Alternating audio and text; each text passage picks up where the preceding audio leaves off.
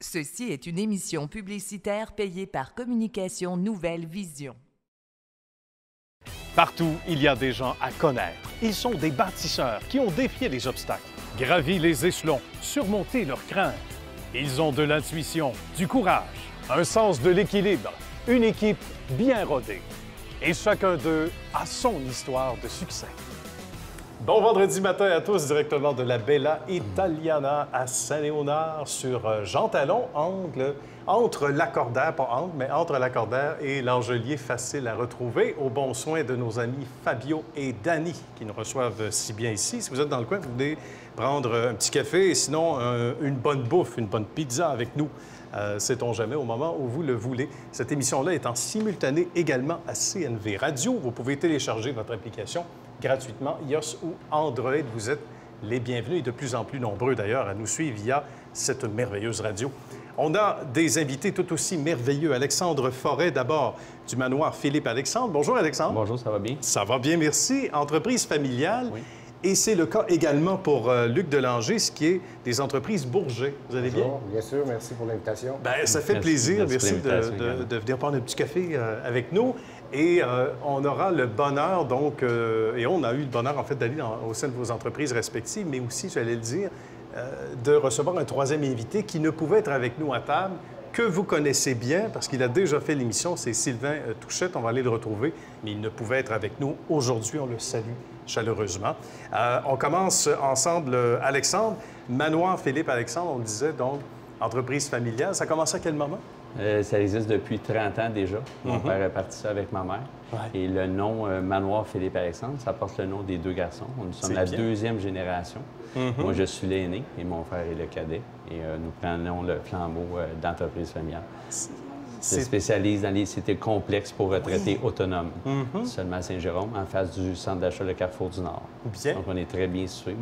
Mon père, dans le temps, a trouvé un endroit très stratégique et on a une très forte demande. On a suivi le marché au fil des années. Et peu importe l'âge qu'on a, c'est bien d'être situé en face d'un centre commercial. Exactement. Hein? Il me semble que ça enlève une dose de stress quand tu reçois, tu es obligé de te dire « Ah, j'ai oublié le petit papier cadeau. Ah, j'ai oublié telle affaire, tel truc, ou le cadeau des invités. » Alors évidemment, on avance en âge, c'est d'autant plus apprécié. On est allé rencontrer Alexandre et toute la belle famille, la belle équipe d'ailleurs. Et on regarde ce que ça donne. Bien, bonjour à vous deux. Bonjour. Merci de nous accueillir au manoir Philippe-Alexandre. On est dans le magnifique coin de Saint-Jérôme. Puis on va expliquer pourquoi Saint-Jérôme, qu'est-ce qui vous a amené là. D'abord, aux origines, c'est un travail chez Hydro-Québec. Exactement. J'ai travaillé 18 ans comme technicien à Hydro-Québec. Puis en fait, ce métier-là m'a amené, comme j'étais technicien en planification, on avait à sortir à l'occasion dans la région de Laval. Oui. Puis en se promenant pour vérifier le réseau, je remarquais la densité des bâtiments autour du Carrefour Laval. Ah oui, donc c'était la nouvelle réalité, hein? Oui. Et là, m'est venue l'idée, pourquoi pas appliquer ce principe-là dans la région de Saint-Jérôme. Parce que ça n'existait pas à ce moment-là. Effectivement. Bien. On était, en fait, ma femme et moi, on était les premiers privés à Saint-Jérôme. D'accord. À bâtir le premier manoir pour retraités. Donc 45 logements. 45 logements à l'époque. Là, on est en 87. On est en 87, exactement. C'est extraordinaire. C'est méritoire parce que vous aviez également, vous, un travail et à un moment donné, bien, avec un nouveau bébé comme celui-là, un beau projet comme celui-là, mais le travail commence à partir de là. Et là, votre implication était quelque chose d'un peu plus palpable à chaque jour. Comment ça s'est passé les premières semaines, les premiers mois? D'abord, on est très unis, mon mari et moi. Et moi, mon mari ayant cette idée-là, bien, je l'ai appuyé tout de suite à 100 Bien. Alors, étant seule, c'est moi qui allais faire les demandes de prêt, c'est moi qui faisais la location, c'est moi qui aidais à la décoration, à rencontrer les sous-traitants avec mon mari. C'est important, ça. Mais on avait toujours comme objectif de bien réussir puis d'être gagnant dans cette nouvelle formule-là. Racontez-nous par la suite la progression, l'expansion, parce que oui, c'est devenu exponentiel très rapidement. Le succès vous attendait là, dès les premiers mois. Oui, on s'est aperçu effectivement que la demande était là. Puis nous, notre but, c'était de construire vraiment de la qualité, du haut de gamme. On visait vers le haut de gamme. Bien. Puis c'est là, après le manoir 1, ça a été 3 ans plus tard qu'on a fait le manoir 2, Bien. en 90. D'accord. C'était un 24 logements, exactement. 24 logements. Donc, il y avait déjà là une progression. Oui. Oui. Pour vous, le fait d'être sur les lieux, que les gens réalisent qu'ils ne sont pas des numéros, l'approche humaine, c'est important. C'est 2 clés importantes pour c'est pour très l'entreprise? important. On se le fait dire quotidiennement. Les gens aiment ça quand ils nous voient. On les rencontre dans les passages. On s'informe d'eux. On les aime. Ils le ressentent, ça. Ah oui. Et nous, notre plus grande fierté aussi, monsieur, c'est que nos 2 fils, le manoir Philippe-Alexandre, ont accepté de continuer c'est vrai. les affaires avec nous. Donc, c'est la relève. Et c'est pour ça qu'on a fait la construction du manoir 3 en 1994. Et ici, après ça, en 2006. Et là, on est rendu à tout près de 400 logements. Et on a encore un projet, vu que les garçons veulent, on a encore un projet d'une extension d'une centaine de logements. C'est extraordinaire. Outre le succès, est-ce que c'est pas un succès qui est quintuplé, justement, quand nos propres enfants, parce qu'ils ne sont pas forcés, là, mais quand ils acceptent d'emboîter le pas, quand ils s'impliquent, puis quand on sait qu'ils vont vraiment prendre la relève? Oui. C'est déjà commencé. D'ailleurs, c'était quand j'ai parti dans l'immobilier, c'était mon idée première, que mes enfants continuent. J'espérais, puis c'est arrivé, on est bien contents. Bravo. Bien, il y a de quoi être très, très fier. Félicitations à vous deux.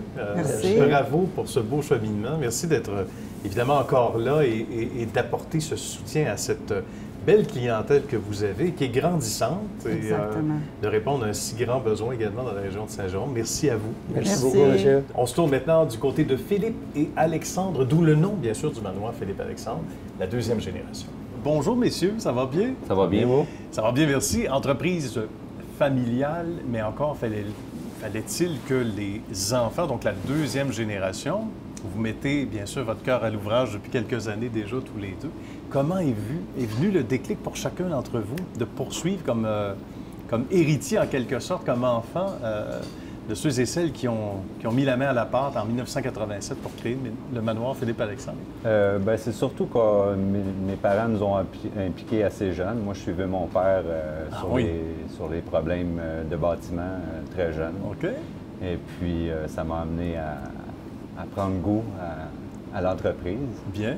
C'est sûr qu'étant jeune, je ne savais pas trop quoi faire. Fait que j'ai quand même enligné mes études vers l'architecture. Puis c'est sûr que c'était bien d'amener l'architecture à notre entreprise, puisque on fait vraiment toutes les étapes du projet, qui est de l'architecture à la construction, puis à la gestion.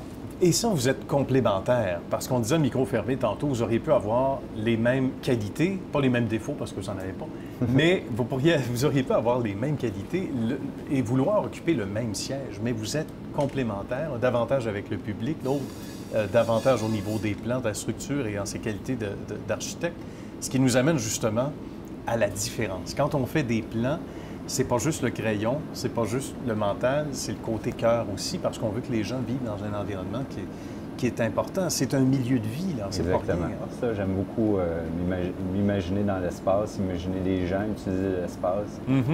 J'ai visité beaucoup d'autres résidences, autant au Québec qu'à l'extérieur du Québec. Bien. Et puis, j'aime parler aux gens, j'aime parler à mes résidents.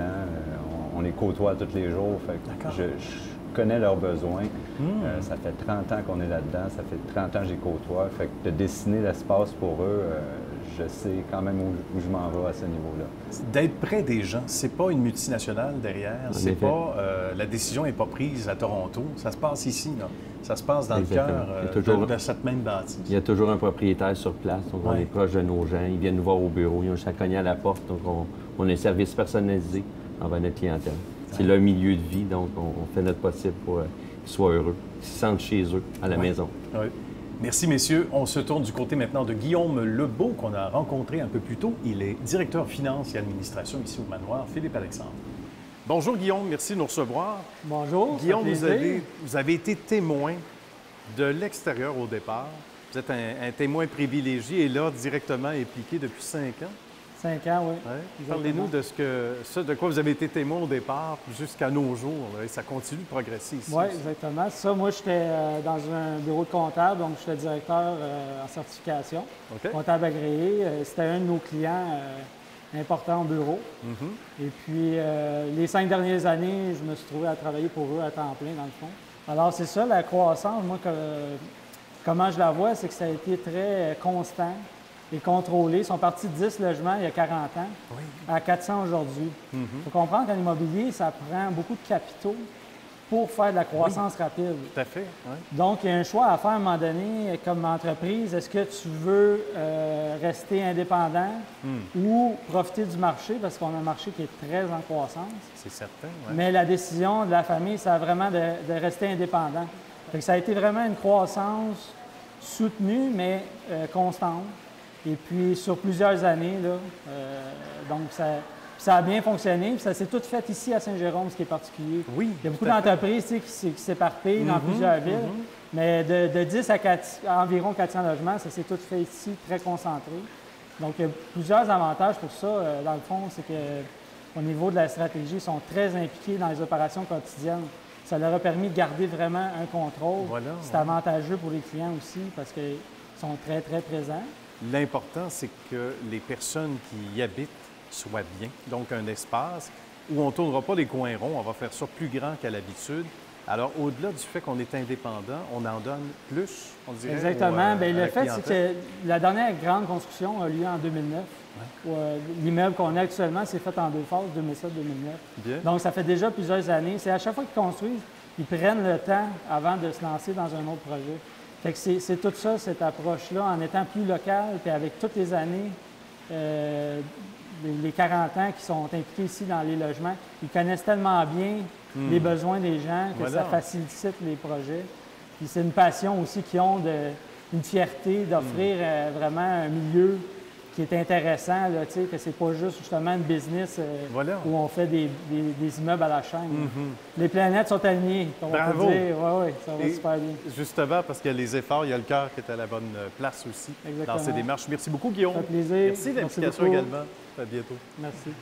De retour maintenant à Luc, qui a sa question pour Alexandre. Oui, Alexandre, quels sont vos projets d'expansion au cours des prochaines années? Présentement, on est à l'étude d'un projet d'expansion de 105 logements qui va annexer la phase 3. On a grandi de 3 étages en hauteur et on a grandi de 50 logements vers le Carrefour du Nord. Bien. Alors, plus ça va, plus on va gagner le Carrefour. Exactement. La demande est forte et grandissante de plus en plus, les baby boomers. Il ne faut pas se le cacher. Donc, c'est ça. On est avec les architectes présentement. Il y a d'autres étapes à suivre, mais on est dans le processus présentement. C'est beaucoup de travail. Hein? Les gens ne réalisent pas. Et vous êtes dans un secteur que vous connaissez bien, qui n'est pas loin. Hein?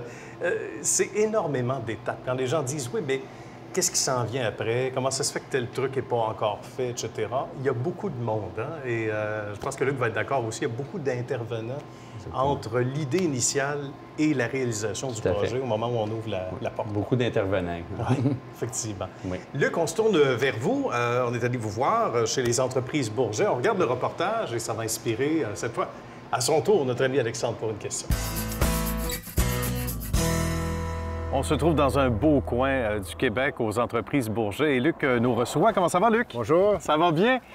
Merci de nous recevoir dans ce grand parc de jeux, on va le dire comme ça. On va parler d'abord des origines de l'entreprise pour reculer au moins de quelques années, minimum, pour expliquer qu'est-ce qui se faisait ici au début, au tout début. Les entreprises Bourget ont été fondées par mon grand-père Joseph en 1962. Okay. Et puis, mon père a été président toute sa carrière de l'entreprise à partir de 1976. Bien. Puis moi, je travaille en entreprise familiale depuis 1991 à temps plein. Qu'est-ce qu'on y fait, surtout ici, depuis 30 ans, approximativement, Luc? Des solutions écologiques pour l'entretien du réseau routier. C'est vraiment la mission de l'entreprise. Bien. Au printemps, comme ça, c'est la saison d'abat-poussière, le calcium abat-poussière. Chez les entreprises Bourget, nous sommes très heureux d'offrir le seul calcium abat-poussière fabriqué au Canada. Bien. Donc, c'est un produit qui est local, beaucoup plus de retombées économiques. Ah oui, c'est intéressant. C'est quoi le procédé pour imaginer un petit peu, pour que les gens comprennent comment ça fonctionne? Le client doit faire la mise en forme de la chaussée, de la route ou du stationnement. Donc, bien niveler le tout. Puis automatiquement que c'est nivelé, on est là, puis on offre un service incroyable. Bien. On applique un calcium abat-poussière Habituellement, c'est 1 litre au mètre carré. D'accord. Puis, par la suite, on offre une qualité de vie à nos clients. Bien, j'imagine on peut se faire un pique-nique par la suite sur l'asphalte ou à peu près. L'entreprise a de multiples facettes, Luc, et ça, c'est intéressant. Vous n'êtes pas, et ça aurait pu déjà être un beau mandat de se concentrer uniquement là-dessus, sur, évidemment, ce produit qu'on applique. Mais il y a d'autres facettes au sein de l'entreprise qui sont pas mal intéressantes et dont on peut être très, très fier. La plupart des téléspectateurs ne savent même pas que ce dont vous allez nous parler se fait exclusivement ici, entre autres. Hein? Nous sommes les seuls Québécois à fabriquer des émulsions de bitume. Ceux qui ne connaissent pas les émulsions de bitume, c'est un liant bitumineux, entre autres, pour faire coller 2 couches d'asphalte. Et derrière nous, un peu plus loin, en toile de fond, qu'est-ce qu'on y retrouve? Ça, c'est surtout pour la saison hivernale. Exactement. Nos activités l'hiver, c'est lié au déneigement. Okay. Donc, nous sommes très heureux d'offrir un produit, un liquide, que l'on ajoute au sel de voirie blanc. Donc, okay. On transforme le sel de voirie pour le rendre beaucoup plus économique, écologique. D'accord. Il va coller à la chaussée, il va agir à des températures beaucoup plus, qui vont être beaucoup plus froides. D'accord. C'est un produit qui devient super performant. Bien. Et tout ça dans les règles de l'art et en respect de l'environnement. Et ça, j'imagine que les gouvernements doivent vous aimer, Luc. Les gens autour, la population ici, dans ce merveilleux coin de pays, dans la Nodière, ici, tout près de Joliette. Bien, les contribuables, en 2017, veulent des solutions écologiques, mais qui sont économiques également. Est-ce que ça a été un des plus grands défis, ça, depuis votre arrivée, Luc, de joindre le côté économique au côté écologique? Parce que ça ne va pas toujours de pair, nécessairement. Non? Bien, il faut être imaginatif, c'est sûr et certain. C'est ça qui est notre défi. Puis je pense qu'on est capable de trouver des solutions qui sont économiques et écologiques. En tout cas, là, on lève le drapeau parce que c'est fait ici. On est très, très fiers. Entreprise familiale, Luc, on met toujours l'entreprise familiale à notre main quand on arrive en poste. Quel a été votre plus grand défi depuis votre arrivée en 91? Bien, c'est de s'adapter à l'équipe en place. On n'a pas beaucoup de roulement de personnel dans la garde rapprochée au bureau en avant. Bien. Je suis probablement celui qui a le moins d'ancienneté et puis je suis ici depuis 1991. Quand même, ça en dit long. La rétention d'employés, c'est bon signe, effectivement. Ça veut dire que les gens sont heureux, travaillent bien, sont en santé. Exactement. Mes anciens patrons sont mes collègues de travail aujourd'hui. Bien, excellent. Qu'est-ce qui nous rend le plus heureux quand on regarde toutes ces années? Évidemment, le produit, l'application de celui-ci, la rareté, tout ça peut-être ensemble. Qu'est-ce qui nous rend le plus fiers? Bien, c'est la satisfaction de la clientèle qui nous rend heureux. Bien oui, il faut satisfaire dans nos domaines nos employés, nos clients et les gens de la Caisse populaire. Bien, excellent. On les aime, eux aussi. Autre aspect intéressant de l'entreprise, on parle de cimenterie, Luc. Nouvelle division, nouvelles installations. La division, ça fait un petit bout qu'elle dure, qu'elle est là. Des produits de ciment. Donc, ce sont des liquides qui sont acheminés aux cimenteries. D'accord. Qui vont engendrer un ciment qui est beaucoup plus écologique, qui va prendre beaucoup moins d'énergie pour arriver au produit final. Bien. Pour arriver à ses fins, là, on ne peut pas passer sous silence une belle technologie propre à vous ici, Luc. Un traitement de surface. Qu'est-ce que c'est exactement? À quoi ça ressemble? C'est un revêtement bitumineux super écologique. OK, bien. Émulsion de bitume, posé à froid, un granulat, souvent 10-14 mm. D'accord. C'est roulé. Une autre couche d'émulsion de bitume, un granulat 5-10 mm, puis c'est roulé.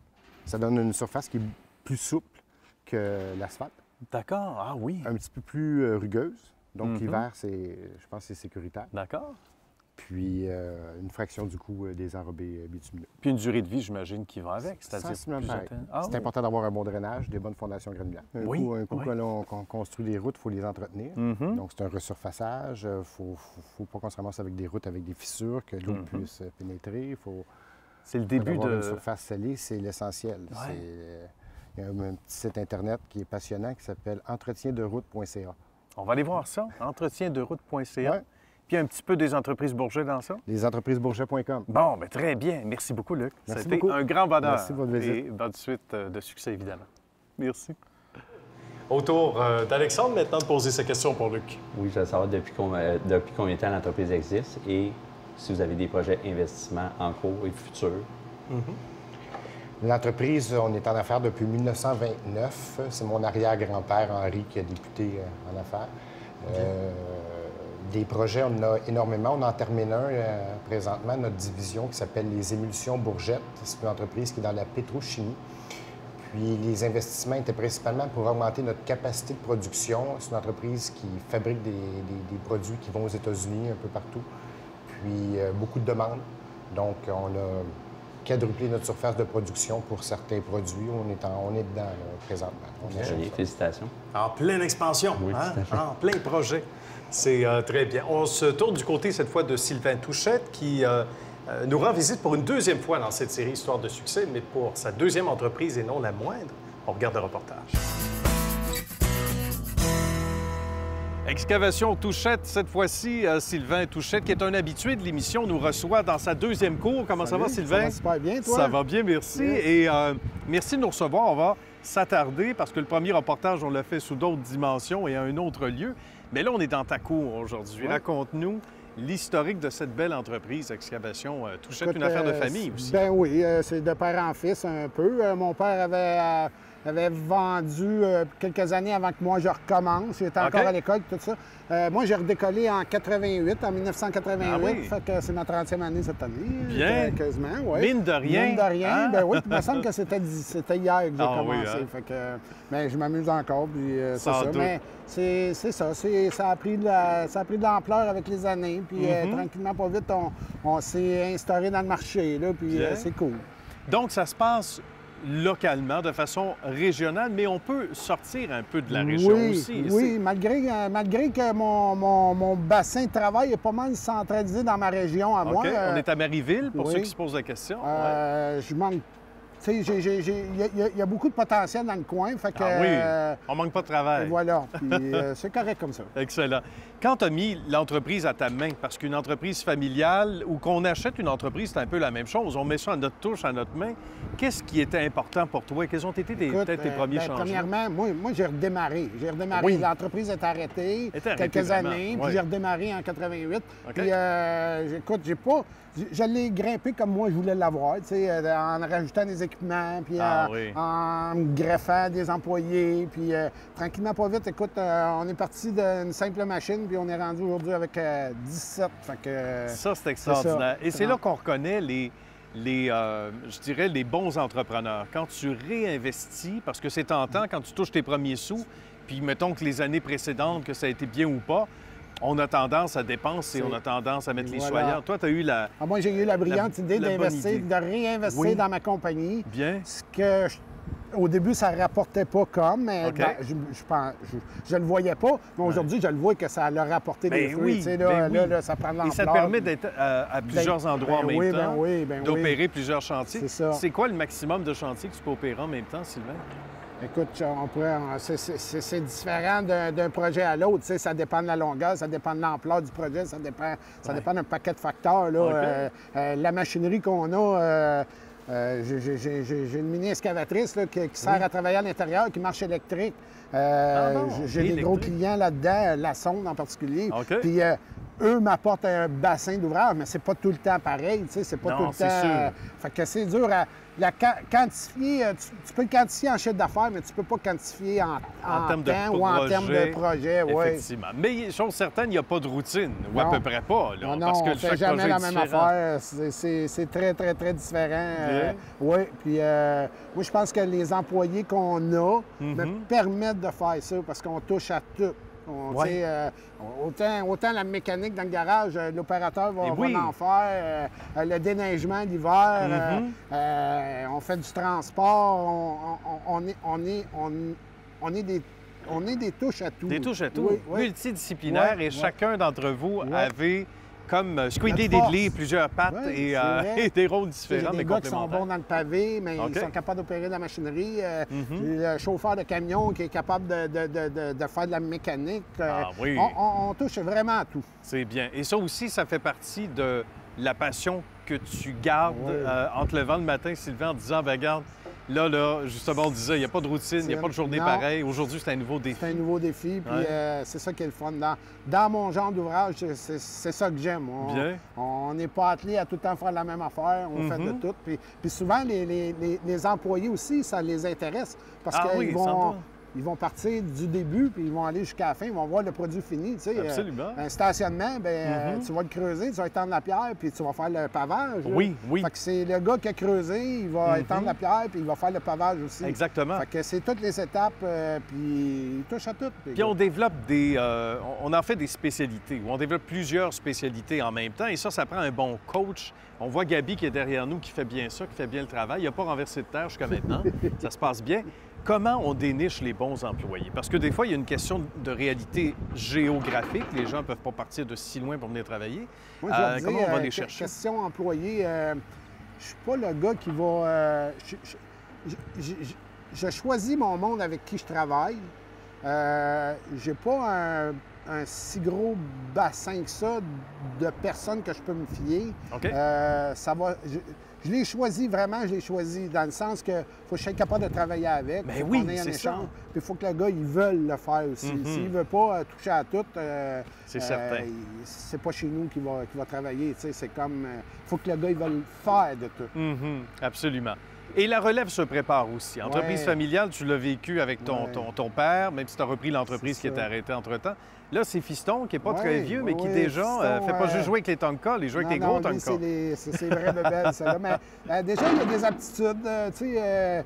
Il a commencé à vouloir penser comment développer un certain marché dans le terrassement. Oui, déjà, à 12 ans, il y a 12 ans. 12 ans. Imagine. Il y a déjà ses petits plans de fête. Puis c'est un... Pas pour le vanter, mais c'est un très bon opérateur aussi. Déjà? Il a appris. Oui. Mais disons que papa, il a dû donner un coup de main à son fiston. Non, il a vraiment appris ça tout seul. Okay. Ça a commencé à l'âge de 2 ans et demi, puis ils ont fait une surprise à un moment donné, puis depuis ce temps-là, lui, il s'amuse encore avec ça. Là. Les pommes tombent pas loin des pommiers, c'est ce qu'on dit, c'est assez fascinant. Tu dois être très, très fier de l'entreprise, évidemment, et de ce que tu possèdes aussi à gauche et à droite. On a vu une autre facette dans un reportage.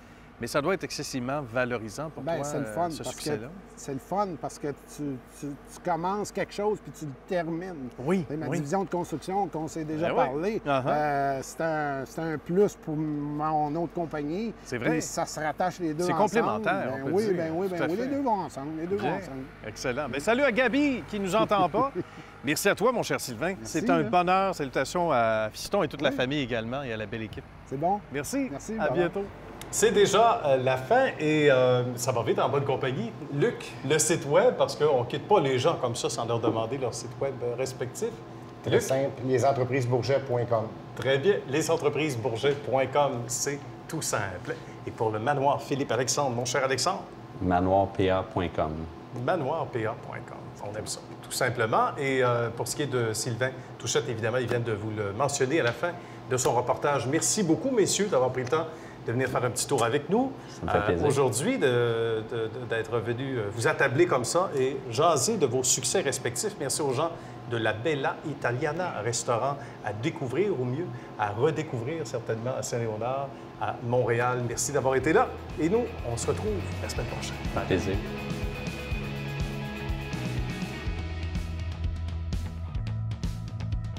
Ceci est une émission publicitaire payée par Communication Nouvelle Vision.